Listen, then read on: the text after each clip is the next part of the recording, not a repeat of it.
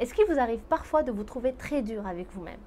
Vous savez, souvent on est très critique et très sévère avec soi-même. On se focalise beaucoup trop sur nos défauts et comment les cacher. On s'accorde rarement, voire même jamais le droit à l'erreur. Et on regarde trop ces défauts, que ce soit des défauts liés à nos complexes, à notre apparence physique ou aussi liés à nos compétences.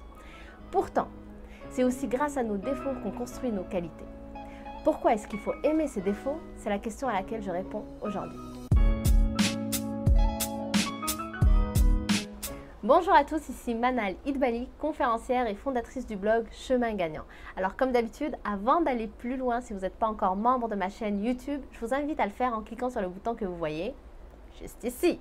Et si vous aimez les cadeaux, je vous invite à aller sur mon site internet www.chemingagnant.com et à télécharger gratuitement mon livre 7 stratégies pour augmenter votre niveau de confiance en soi. Donc allez sur le site internet, laissez votre nom, votre email et vous allez le recevoir tout de suite. Ça me fait très plaisir de vous l'offrir.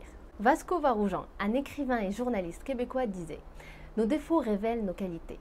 Sauf que malheureusement, nous, dans notre société, on a tendance à trop se focaliser sur les défauts et à seulement vouloir les cacher. D'ailleurs, il y a une belle théorie sur le sujet qu'un de mes mentors nous a expliqué une fois et ça dit comme suit. En fait, il faut imaginer qu'on est tous dans l'eau, dans une plage par exemple, et on se promène tous avec un ballon de plage. Et ce ballon de plage, en fait, il représente nos défauts. Et donc tous, chacun, on essaye de mettre ce ballon de plage sous l'eau pour cacher ces défauts-là. On essaye de les mettre sous l'eau. Mais est-ce que vous avez déjà essayé de mettre un ballon de plage sous l'eau? Ça demande beaucoup d'efforts, beaucoup d'énergie. C'est très demandant, c'est très fatigant.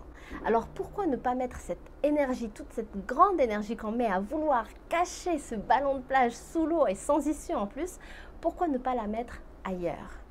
Parce qu'il faut comprendre que personne n'est parfait et en même temps tout le monde est parfait comme ça. Parce que c'est grâce à nos défauts qu'on a aussi nos qualités. Par exemple, si je vous donne mon exemple à moi. Si vous connaissez mon histoire, dans mon passé j'étais vraiment très timide. Ça m'arrive encore de faire des rechutes, je le dis tout le temps. Mais dans mon passé, à une période, j'étais vraiment très timide et très réservée. Je n'allais jamais vers les autres. Je préférais rester toute seule que plutôt faire le pas d'aller discuter avec quelqu'un que je ne connaissais pas. Sauf qu'à cette époque-là, le fait que je n'allais jamais vers les autres, que j'avais jamais personne avec moi, eh bien, j'étais en train de développer une autre compétence qui était l'observation et l'écoute. Donc grâce à ce défaut de timidité, j'ai pu développer la compétence de l'observation et de l'écoute qui aujourd'hui m'aide énormément dans le métier que je fais, mais aussi à chaque fois dans mon parcours professionnel, à chaque fois, ce qui revenait comme qualité que j'avais, c'était cette écoute que j'avais par rapport aux gens que je rencontre, que je leur donnais le temps de parler et que je prenais le temps de les écouter et de les comprendre. Donc ça m'a aidé plus tard. Mais sans ma timidité, jamais j'aurais pu avoir ça. Un autre exemple, prenons quelqu'un qui est performant. Vous savez, c'est les gens qui sont très performants, qui veulent toujours plus, aller toujours plus loin. Ces personnes-là, c'est un défaut chez eux parce que des fois, ils prennent jamais le temps de faire une pause, de s'accorder juste le droit de faire une petite pause ou de prendre soin de soi. Et donc, ils tombent dans cette performance malsaine, sauf que la qualité qu'ils ont grâce à ce défaut-là, c'est que c'est des gens qui ne vont jamais procrastiner, qui n'auront jamais de problème avec ça et qui vont toujours aller à la poursuite de leurs objectifs parce qu'ils ne procrastinent jamais et ils travaillent à chaque fois.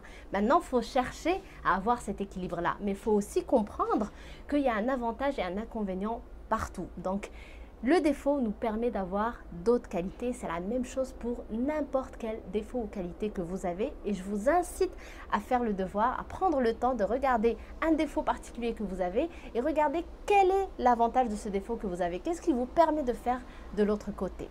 Et dites-moi en commentaire ce que ça fait pour vous. Ça me ferait très plaisir de vous lire et que vous partagiez ça avec moi. Et comme le disait Giacomo Leopardi, un écrivain, un philosophe et un poète italien, nos défauts et nos infirmités ne sont pas ridicules en eux-mêmes, mais ridicule est l'effort que nous déployons pour les dissimuler. Alors souvenez-vous que tout a des avantages et des inconvénients.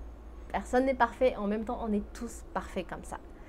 Merci d'avoir regardé cette vidéo. Si elle vous a plu, n'hésitez pas à l'aimer, à la partager avec quelqu'un de votre entourage qui peut-être passe beaucoup trop de temps à vouloir cacher son ballon de plage. Merci encore. Quant à nous, je vous dis à très bientôt sur une prochaine vidéo. Bye!